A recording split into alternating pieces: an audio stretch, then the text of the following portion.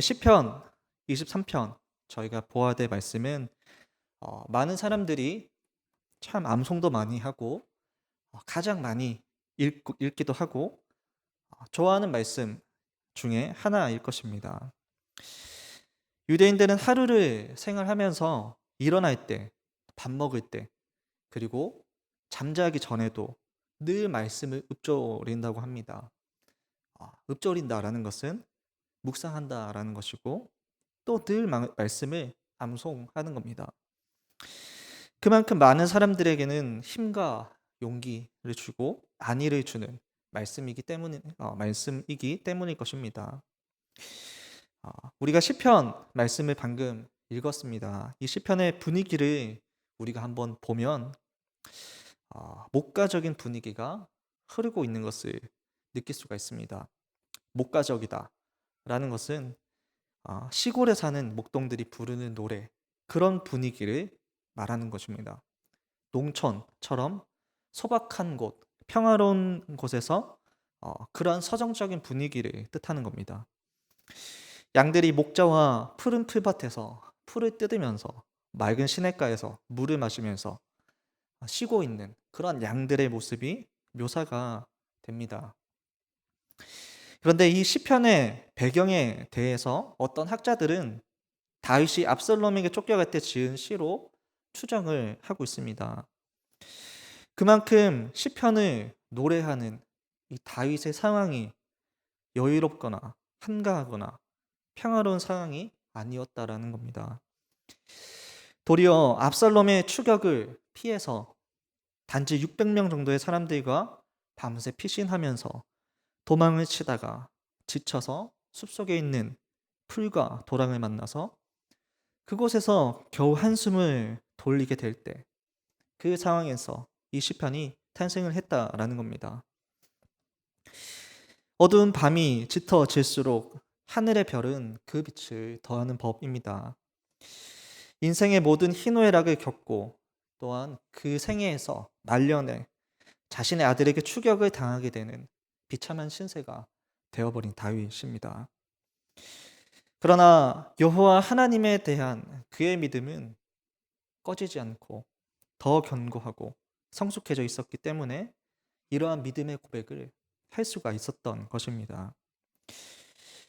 바라기는 저와 여러분의 인생에서도 어떤 상황이 펼쳐진다 할지라도 오직 하나님을 향한 믿음의 성숙을 이루어서 이러한 다윗의 고백과 같은 믿음의 고백을 우리도 할 수 있게 되기를 주님의 이름으로 축복합니다.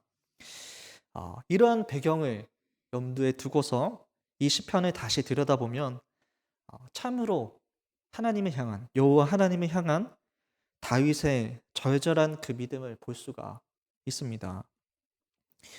네, 오늘 저희가 읽었던 1절과 2절 말씀을 한 번 더 읽어보겠습니다.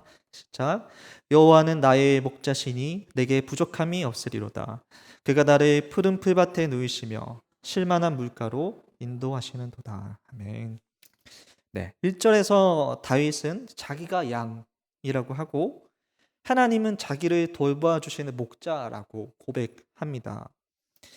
하나님이 자신의 삶을 목자가 양을 돌봐주듯이 그렇게 지켜주시고 돌봐주시기 때문에 자기에게는 다른 무엇도 필요하지 않다라는 겁니다. 다윗은 어떤 사람입니까? 모든 부귀 영화와 그리고 힘과 권세, 권력을 다 누렸던 다윗 왕입니다. 이스라엘의 한나라의 왕이었습니다. 그러나 이 세상에 그 어떤 것도 필요치 않다고 하는 겁니다.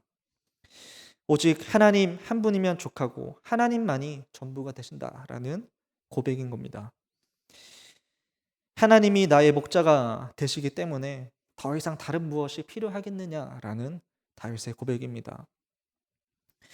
목자가 다 알아서 양을 지켜주고 필요를 채워주고 먹을 것을 주고 재워주고 그렇게 양의 모든 것을 채워주듯이 목자 대신 여호와 하나님께서 채워주신다라는 겁니다. 마치 목자가 양들이 배고프면 푸른 초장으로 이끌고 가서 풀을 뜯게 하는 것과 같이 또 양들이 목이 마를 것 같으면 시냇물가로 인도해서 목을 축일 수 있게 쉴 수 있도록 해주는 것처럼 하나님께서는 그렇게 지금까지 다윗의 인생을 이끌어 주셨고 인도하셨기 때문에 이런 상황 속에서도 반드시 다시 한번 자기를 그렇게 인도해 주실 것이 너무도 확실하기 때문에 내게는 부족한 것이 없다라고 다윗은 고백을 하고 있는 것입니다. 우리는 어떻습니까? 우리는 어떠합니까? 현실이 답답하고 불안할 때 안절부절하지 못합니다. 도리어 지금까지 인도해 주신 하나님, 에베네셀의 하나님을 기억하지 못합니다. 하나님의 은혜는 다 잊혀지고 하나님을 원망하고 또한 불평하고 두려워하는 모습이 있지는 않습니까? 자식에게 배신당한 자신의 그 비참한 처지 때문에 모든 일에 자포자기하게 되고 절망하게 되고 하나님이고 뭐고 나도 모르겠다라고 그렇게 주저앉아 있지는 않습니까? 요한복음 10장 11절 말씀에서 주님은 말씀하십니다. 나는 선한 목자라 선한 목자는 양들을 위해 목숨을 버리노라. 아멘. 예수님께서 우리의 선한 목자가 되어 주십니다. 친히 우리의 선한 목자가 되어 주시는 것입니다. 그리고 또한 예수님께서 양을 위해 그 목숨을 십자가에 내어 주시기까지 사랑하고 돌봐주시는 목자가 되신다라고 말씀하셨습니다. 그렇다면 그 이상 그 무엇으로 무엇이 필요하겠습니까? 세상에 어떠한 것들, 사람의 인정, 어떠한 재주와 재능과 능력도 나를 그렇게 지켜줄 수 없다라는 것입니다.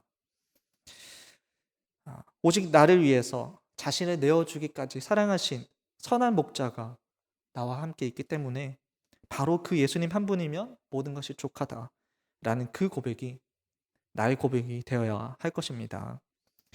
우리 3절과 4절 말씀을 한 번 더 읽도록 하겠습니다. 3절과 4절입니다. 시작. 내 영혼을 소생시키시고 자기 이름을 위하여 의의 길로 인도하시는 도다. 내가 사망의 음침한 골짜기로 다닐지라도 해를 두려워하지 않은 것은 주께서 나와 함께 하심이라. 주의 지팡이와 막대기가 나를 안위하시나이다. 아멘. 네, 다윗은 계속해서 자신의 목자 되신 하나님, 자신의 영혼을 회복시키시는 하나님을 고백을 합니다.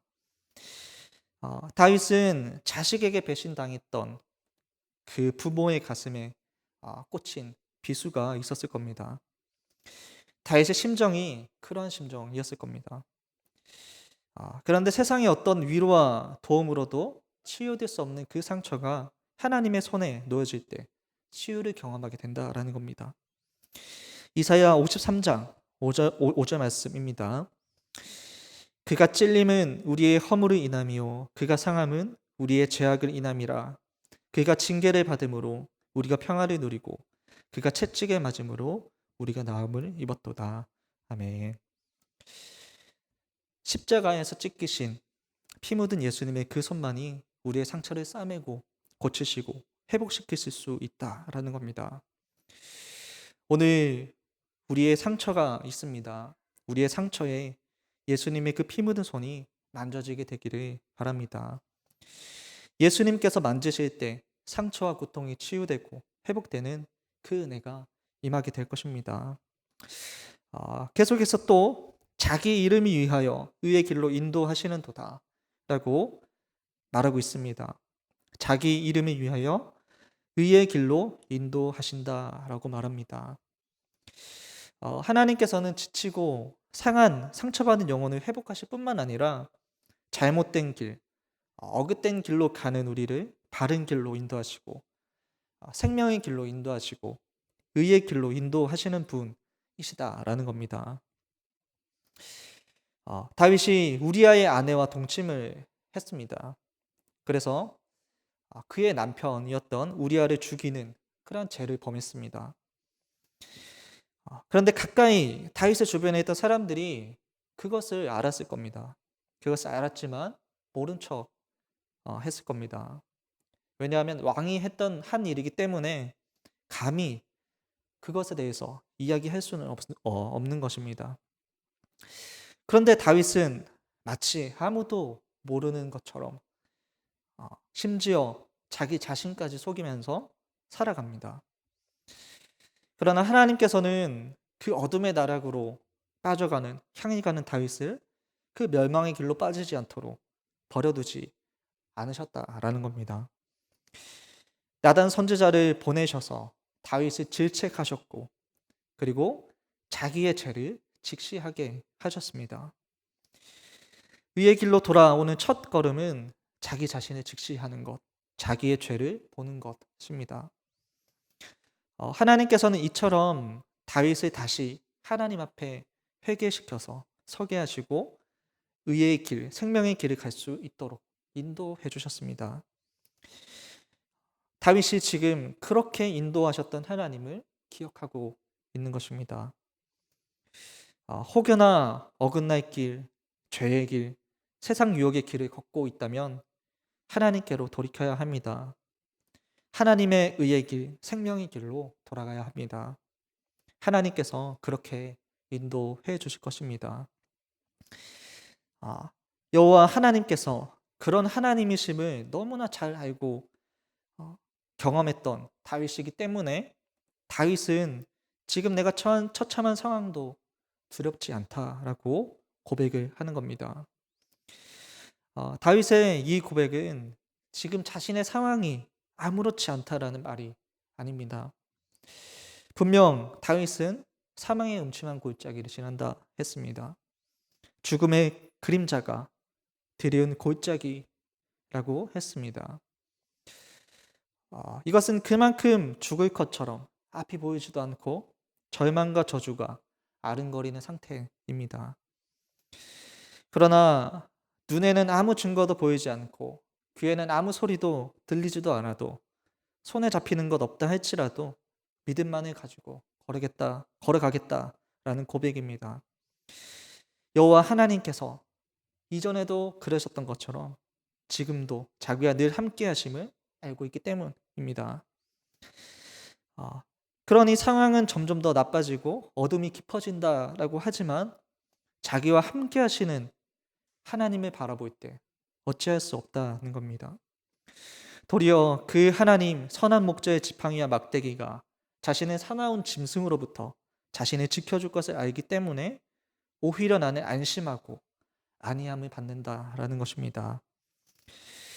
혹시 다윗처럼 당장 죽을 것 같은 그런 고난이 있으십니까? 사망의 골짜기에서 두려워하고 절망하고 있는 분이 있지는 않습니까? 주님은 약속하셨습니다. 볼지어다 내가 세상 끝날까지 너희와 항상 함께 있으리라. 주님의 이 약속을 붙드시고 주님의 음성을 기억하십시오. 나를 위해서 죽으시고 다시 사신 그 주님께서, 사망 권세를 이기신 그 주님께서, 하늘과 땅의 모든 권세를 가지신 그분께서 함께 하신다라고 약속을 하셨다라는 겁니다. 이 하나님의 약속은 세상 끝날까지 끝까지 나를 지켜주겠다라는 겁니다. 끝까지 보호하시겠다라는 겁니다. 그러니 눈에 보이는 것이 없을지라도, 손에 잡히는 것이 없을지라도 우리는 믿음으로 그 주님을 신뢰함으로 두려움을 떨치고 나아가야 합니다. 그때 우리는 어느새 그 사망의 골짜기를 벗어나 있는 나 자신을 발견하게 될 것입니다. 다윗은 그렇게 이미 그 골짜기를 벗어나게 하시는 하나님을 경험하고 찬양하고 있는 것입니다. 우리 5절과 6절 말씀을 함께 읽어보도록 하겠습니다. 5절과 6절입니다. 시작. 주께서 내 원수의 목전에서 내게 상을 차려주시고 기름을 내 머리에 부으셨으니 내 잔이 넘치나이다. 내 평생의 선하심과 인자하심이 반드시 나를 따르리니 내가 여호와의 집에 영원히 살리로다. 아멘. 여호와 하나님께서 베푸시는 잔치자리, 그 잔치자리에 초대가 되어서 승리의 축배를 드는 장면을 묘사하고 있습니다. 이것은 다윗이 이미 그 자리에 있다라는 것이 아니라 그가 처한 현실은 여전히 어둡습니다. 압살롬의 군사가 언제 자신을 쫓아올지 몰라서 지금 도망가고 있고 피신하고 있는 처지입니다. 그러나 그런 상황에서도 하나님께서 반드시 이러한 축제의 자리, 승리의 자리를 펼쳐주실 것을 그가 믿음의 눈을 들어서 바라보고 있는 것입니다. 더 이상 어둠의 그림자도 적들의 위협도 존재하지도 않습니다. 내 잔이 넘치도록 채워주시는 하나님의 은혜와 기쁨만이 가득한 것입니다. 이사야서 55장 1절입니다. 너희 목마른 자들아 물로 나오라. 돈 없는 자도 오라. 너희는 와서 사 먹되 돈 없이 값없이 와서 포도주와 젖을 사라. 목마른 자도 와서 마시라고 합니다. 배고픈 자도 돈 없이 배부르게 먹으라고 하십니다. 이것이 주님과 함께 하는 자리이고 하나님과 함께 하는 하늘나라인 것입니다. 우리가 이 말씀을 볼 때 이 찬양이 떠올랐습니다. 유명한 찬양입니다. 그 찬양의 가사가 이렇습니다. 높은 산이 거친 들이 초막이나 궁궐이나 내 주 예수 계신 곳이 그 어디나 하늘나라. 주님이 함께 하시는 그 자리가 천국을 경험하는 자리이고 주님이 함께 하시는 그 시간이 하늘을 맛보는 시간인 것입니다. 다윗은 그것을 경험하고 있고 그리고 마지막에 이렇게 고백을 합니다. 내 평생의 선하심과 인자하심, 토브와 헤세드가 하나님의 한결같은 사랑이 나를 따르리니 내가 여호와의 집에 영원히 살리로다. 아멘. 네, 오늘 말씀처럼 주님은 우리의 선한 목자가 되신다라고 말씀을 하십니다. 주님 한 분만이면 충분합니다라고 고백을 했던 다윗의 고백이 오늘 우리의 고백이 되기를 소망합니다. 오늘 우리도 나를 구원하신 하나님과 동행하고 내가 너와 함께한다 말씀하시는 주님의 음성을 듣고 그 주님과 함께 하늘을 맛보며 살아가는 여러분 되시기를 바랍니다. 우리 찬양 한 곡하고 기도하도록 하겠습니다. 우리